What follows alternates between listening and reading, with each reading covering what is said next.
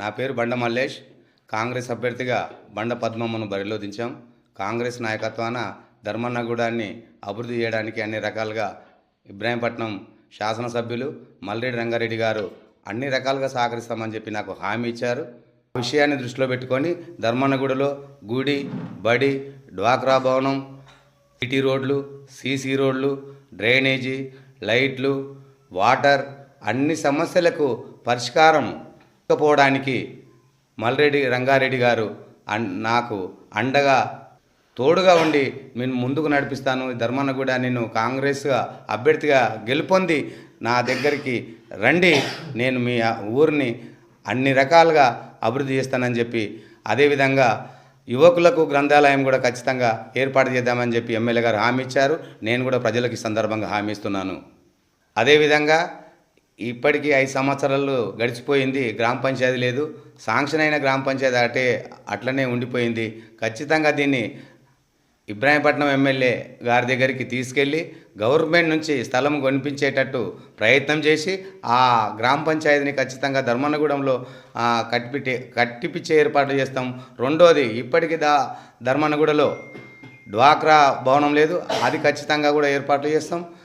మూడోది, పశువులకు సూదులు ఇవ్వడానికి, పశువులను బాగు చేయడానికి ఇప్పటికి కూడా ఎలాంటి వసతులు లేవు. ఇది ఖచ్చితంగా పైకి దృష్టికి తీసుకెళ్ళాం, ప్రభుత్వ దృష్టికి తీసుకెళ్ళాం, ఎమ్మెల్యే గారి దృష్టికి తీసుకెళ్ళాం.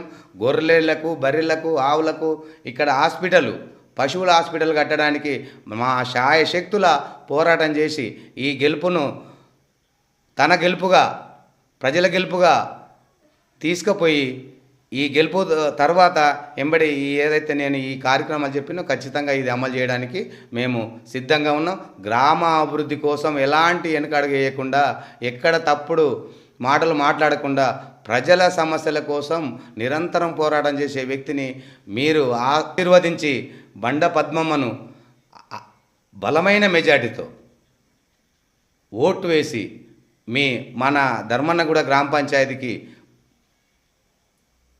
పంచాయతీని డెవలప్ చేయడానికి అన్ని రకాలుగా ఓటేసి గెలిపిస్తారని చెప్పి ఆశిస్తూ పద్మమ్మ గారిని మాట్లాడవలసిందిగా కోరుతున్నాను. ఈ ఊరి ధర్మన్నగూడెం గ్రామ ప్రజలారా, తెలియజేయకేమనగా, అక్కలు చెల్లెళ్ళు అందరూ మేము ఈ ఊరిని బాగుపడతట్టు రోడ్లు కానీ, గుళ్ళు కానీ, ఏమైనా సమాచారం ఉన్నా కానీ అన్నీ తీర్స్తాము. మేము ఈ కాంగ్రెస్ మన ఎమ్మెల్యే ఆయనతోటి కొన్ని చాలా పనులు అవుతాయి. ఇక్కడ కుటుంబ సంఘం కానీ, రోడ్లు కానీ, ఇవన్నీ ఏమన్నా నీళ్ళు, పసల దవాఖానా లేదు ఊళ్ళకు, జ్వరం వచ్చినా, ఏంటికి వచ్చినా, గొర్రెలకు, బర్రకు అన్నిటికీ సౌకర్యం కావాలి మాకు. మా ఊరు చాలా వెనకబడి ఉంది. ఏ ఊరు గ్రామం కూడా వెనకబడలేదు. మా ఊరు చాలాగా ఈడంగా బస్సులు, చిన్నపిల్లల బళ్ళు అన్నీ ఉపయోగపడాలని గమనించుకున్నాం. ప్రజలారా, ఈ యొక్క గెలుపు చూడుర్రి. మమ్మల్ని ఈ అవకాశం ఇచ్చినందుకు ఈ కాంగ్రెస్ పార్టీ అభ్యర్థిగా నిలబడ్డాను. ఇది ఒక్కటి ధర్మన్నగూడాన్ని ఎట్లా చేస్తామో, లైట్లు కానీ ఏది కానీ ఈ ధర్మన్నగూడాన్ని మెరిపించే పద్ధతి మీద మేము నిలబడ్డాము. ఇది ఒక్కటి గమనించురు ప్రజలారా, మీరు మోసపోకుర్రి. ఎవరో చెప్పిర్రు, ఎక్కడో చెప్పిరని మోసగించొద్దు. మనము చాలా ముందుకు వెళ్ళాలి. మన ఊరు ఈ గ్రామంలో చాలా వెనకబడ్డది. ఎంత ఎంక అంటే మామూలు ఎంక కాదు, చాలా ఉంది. మనకు ఈ సమాచారాన్ని తీర్చేందుకు మనము నిజాయితీ నడుస్తామని 30 ఏళ్ళ సందుకు రాజకీయం చేస్తుండు మా ఆయన కూడా. ఈ నిజాయితీగా పనులని గమనించాలి. ఏదో ఒకటి చెప్పినా మోసపోవద్దు. చాలా మనకు ఊరు అవసరము, మన ఊరు గుళ్ళు అవసరము. ఇక్కడ మనకు అన్ని సౌకర్యాలు ఊరు కావాలంటే ఒక మంచి అభ్యర్థిని గెలుచుకుంటే మనం ముందు సాగుతాము, ఇంకా ముందు సాగపోతాము. అన్నీ గమనించుకోరి ప్రజలారా, మీరు మోసపోకురి. చాలా ఉన్నాయి మన ఊరు చాలా. ఈ గ్రామానికి మన ఎమ్మెల్యే మన ముఖ్యమంత్రి మనకేదంటే అది సౌకర్యం చేస్తాడు.